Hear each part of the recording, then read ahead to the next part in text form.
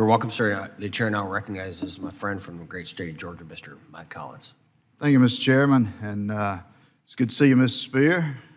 It's good to see all of you. Appreciate you. I've been kind of listening in and out. We kind of bounce around like basketballs around here, from hearing to hearing. But just wanted to focus on one main thing real quick. You know, I started driving a truck when I was around 14, 15 years old, and learned on the two-stick transmission. There was actually two sticks in there. Since that time, we've had ABS braking, disc brakes, collision mitigation, we've had rollover stability, we've had lane departure, we've had adaptive cruise. The list goes on, and we've even got automatic transmissions now. We've gone from two sticks down to a button that you push from R, N, or D.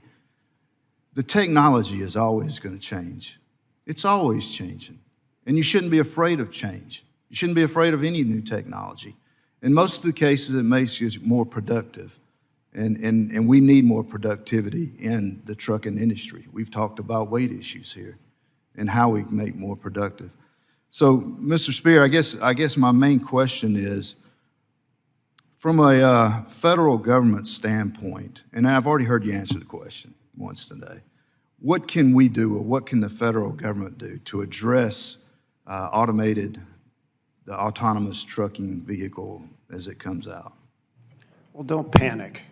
Don't panic. This is a wonderful venue to really understand where it sits and where it's headed, not only in terms of safety, quality of life for our workforce, what the gaps are and where innovation can fill them, but also our ability as a country to compete globally. We don't want to concede this to China or anybody else around the world.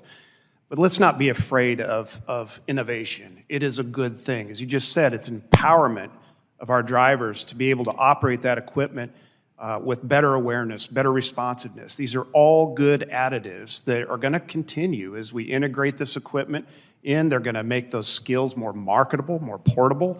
These are all good things. I'm not concerned about displacement. You've heard that answer.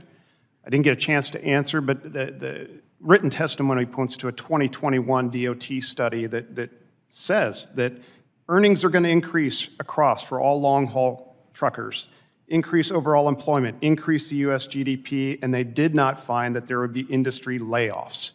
That's a 2021 DOT study. We put that in a written testimony because we're trying to get our arms around how we take innovation and channel it in the most productive, controlled sense. And I think the collaboration with you in developing that safety performance standard, that framework federally, so we don't have a patchwork of laws, that would go a long way to helping us advance the technology properly. And I think I heard you say earlier that something from the federal government standpoint that y'all could work with together to come up with a framework of guardrails as this technology is developed. And I want to really emphasize that. Yeah. Y'all, this industry is not an industry where we sit inside four walls. We don't make our living there.